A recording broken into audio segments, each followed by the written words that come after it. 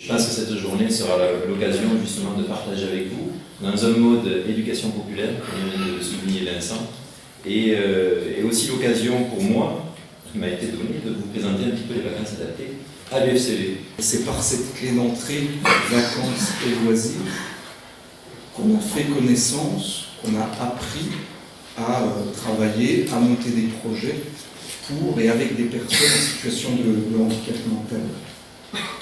Le handicap intellectuel, qu'est-ce que c'est?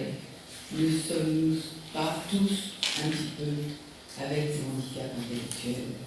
Nous ne sommes pas définis quand ça commence ou quand ça finit. Voilà. On travaille sur l'accessibilité des transports en commun, dans les magasins, dans les lieux publics. Et donc j'ai eu l'occasion au cours de ces 20 ans d'encadrer des séjours pour les personnes que nous accueillons, donc qui sont des adultes qui souffrent de handicap mental, des hommes, des femmes, et qui ont une moyenne d'âge d'environ 43 ans. Ce sont des projets collectifs destinés à être vécus de manière collective, mais dans lesquels on n'oublie pas l'accompagnement individuel des gens. Voilà. Donc, pour donner quelques repères, simplement, c'est 1,5 million de journées d'activité de vacances du CPR global qui concerne 220 000 jeunes jusqu'à 40 ans et notamment 92 000 mineurs de séjour. Sur la citoyenneté aussi, je crois, vous faites un travail, y compris avant les élections, Voilà. ce qui n'est pas évident. Voilà. Ça. On a déjà rencontré, l'année dernière, quand il y avait les municipales, on a déjà rencontré 6 candidats. Ouais. À la ville de Besançon. Donc, on partait déjà avec les enfants, mais ensuite, la prestation qui était offerte aux adultes, elle était variée. On s'est adressé à l'UFCV depuis longtemps pour les personnes qui travaillent en ESAD, qui avaient une certaine autonomie et qui peuvent eux-mêmes décider de leurs vacances. J'ai commencé à travailler il y a plus de 25 ans maintenant avec le Pascal Ballon à Lyon-en-Herbe. Et nous nous sommes rapprochés de l'UFCV Franche-Comté pour des raisons de proximité. Les conseils qu'on peut donner à une famille qui vient pour un séjour de vacances, mon Dieu.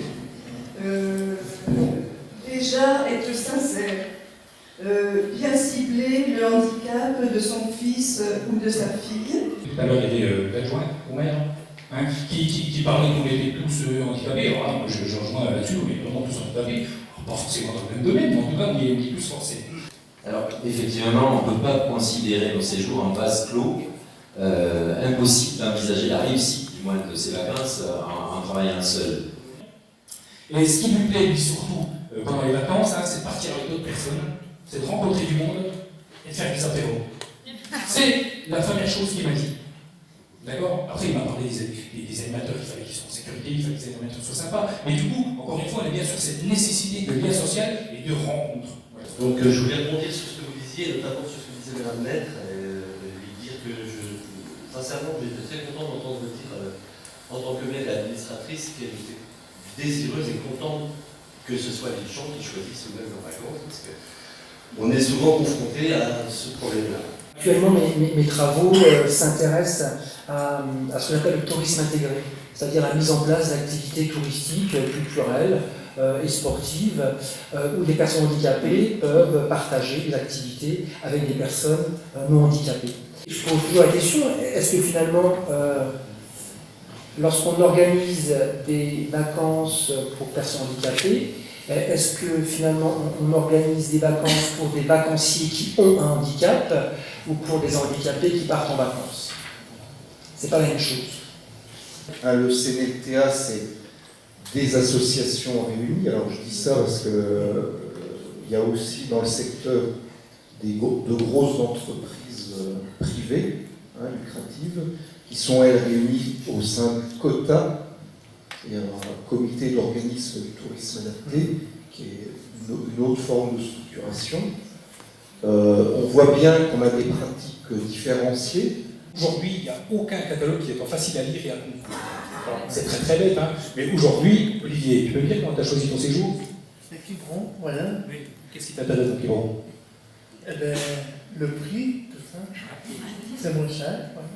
Et les activités, tu sais comment ça va se passer avant? Oui, mais je sais que la mer est plus près. Donc nous gardons vers nous nos jeunes retraités, qui deviennent aussi des retraités depuis 6 ans, 7 ans, 8 ans. Et qu'est-ce qu'on propose à ces gens en vacances? Des gens qui n'ont jamais été en appartement ont été toujours dans un milieu assez protégé, comme un foyer de travailleurs. Et là, du jour au lendemain, plus de statut, plus rien. Donc, comment on peut adosser à ça un rythme ou quelque chose qui est adapté? C'est difficile. Le législateur a quand même à plancher sur le problème, quoi. Je vous propose, dans vos institutions, lorsque vous avez des personnes qui partent à la retraite, de faciliter le transfert vers ces EHPAD en expliquant s'il y a des relais possibles avec les équipes d'accompagnement dans les EHPAD, d'expliquer les habitudes de vie et de permettre qu'elles se continuent, ce qui n'est pas toujours fait en fait. Comment est faite la formation sur des encadrants de plus en plus jeunes et sans connaissance du handicap? Notre rôle, nous, de l'association, d'organisateurs, c'est de former ces personnes, de les accompagner aussi dans leur préparation et de favoriser un départ dans les meilleures conditions qui soient. Donc, M. Schmitt dit que la citoyenneté des personnes en situation de handicap, c'est aussi avoir affaire à des personnes qui sont en dehors du domaine et qui ont un regard différent par rapport aux maisons spécialisées. C'est pas facile, clairement. La moyenne d'âge des équipes est variable en fonction des régions. On est dans certaines régions à 27, 28 ans de moyenne d'âge. C'est une moyenne. Donc il peut y avoir des gens de 20 ans et des gens de 35 ans qui vont encadrer. Ce qui est sûr, c'est que dans chaque séjour, il y a un directeur de séjour qui, lui, pour le coup, a l'expérience du handicap, l'expérience des séjours et une formation adéquate. Et une équipe d'animation qui, elle, va être mixte, on dira, entre des personnes qui ont déjà eu l'expérience et d'autres qui n'ont pas eu, et puis des personnes qui découvrent le jour J. Et au niveau adulte, aujourd'hui, on est quand même là-dessus en disant le taux d'encadrement, la qualité d'encadrement et compagnie. Et je vois beaucoup de parents qui s'engouffrent un petit peu là-dessus pour regarder sur les catalogues qu'est-ce qui est proposé, combien de personnes d'encadrement et compagnie. Moi, j'ai envoyé ma fille il y a 30 ans, le taux d'encadrement, il était une personne peut-être pour 10 personnes, mais bon, ils partaient en vacances avec tous les risques que ça pose, mais c'est tout un chacun qui court des risques aussi quand il part en vacances. C'est pas que nous. Après, pour revenir au début de votre intervention, je ne pense pas que les USP niveau 3 soit un petit peu la clé, une des clés centrales du changement, pour deux raisons. Parce que le problème qui se pose pour moi par rapport à l'encadrement de séjour adulte ou enfant, c'est la question, je dirais, de la pérennité du travail. C'est pas un boulot à temps plein, c'est un boulot de vacances qu'on fait de manière saisonnière. Nous avons créé un référentiel de formation. D'abord, on a créé le terme animateur-accompagnateur, c'est-à-dire qu'on a défini cette notion, parce qu'on a considéré que sur le terrain, nos animateurs n'étaient pas simplement animateurs, ils n'étaient pas simplement accompagnateurs, ils étaient un peu des deux. Voilà. On n'a pas perçu, y compris dans les échanges avec les fonctionnaires des services de l'État, de velléité de vouloir professionnaliser ce secteur, c'est-à-dire il y a tout de même une reconnaissance, et je veux dire que malheureusement l'actualité nous invite aussi à considérer que les espaces d'engagement sont quand même de formidables lieux de formation. Quand on parle d'éducation civique, d'éducation à la citoyenneté, je veux dire, si encadrer un séjour quand on a 18 ans ou 17 ans, c'est pas de l'éducation à la citoyenneté. Derrière, le contenu, concrètement, ce qui s'y passe, comment ils sont pris en charge, qu'est-ce que les animateurs font avec, tout ça, vous n'avez pas... Si, quand même, il ne faut pas non plus exagérer, parce que justement, on a des retours. Et puis, on a souvent, à la fin, on nous fait un bilan. J'ai envie de dire, ça se prépare. Oui. C'est-à-dire, en amont, nous, on a des contacts avec les parents. Je réfléchis. Vous pouvez revenir plus tard, si vous voulez. Vous disiez quelque chose? Puisqu'il y a été soulevé les problèmes d'enfants qui étaient en situation de handicap, qui avaient des PAI, mais dont les équipes d'animation n'étaient pas informées. Voilà. Donc on se disait qu'il faut vraiment qu'il y ait un réel partenariat. Il est essentiel à une bonne démarche d'intégration après derrière. L'encadrement pur et dur, accompagner les projets de ces personnes-là.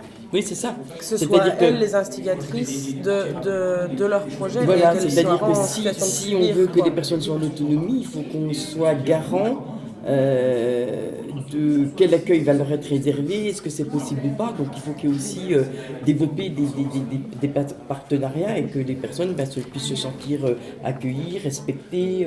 Comme une charte de déontologie. Alors, dans les pratiques à développer, la première, c'est le développement de la notion de désir chez la personne handicapée. Puisque, et vous l'avez dit ce matin, plusieurs, jusque-là, elle n'a jamais été, on ne lui a jamais appris à dire vraiment ce qu'elle voulait. Et là, c'est le développement de la notion de désir à faire ou ne pas faire. Les vacances adaptées n'avaient pas la même signification pour tout le monde, donc ça permet aussi à chacun de parler de son expérience, ce qui était très intéressant parce qu'on avait un avis des institutions, des parents et également des prestataires de services. En tout cas, nous on mise là-dessus, c'est-à-dire d'être présent, d'être beaucoup présent. On a été beaucoup présent, par exemple, au théâtre Dijon-Bourgogne, au Parvis Saint-Jean, là sur Dijon, ces dernières années. Et aujourd'hui, moi, je suis absolument convaincue qu'une personne en situation de handicap mental, avec des difficultés d'élocution, qui arrive au Parvis pour prendre une place aujourd'hui, sera très bien accueillie. Et on vous propose de vous retrouver à une autre occasion. J'ai une personne tout à l'heure qui m'a dit quand vous voulez. Donc, il y a à nous de vous proposer aussi un autre rendez-vous sans qu'on l'ait encore fixé. Mais à très bientôt. Merci. Ça passe par la volonté d'avoir une première expérience avec ce public-là. D'où l'intérêt de venir faire. Non, si je parle.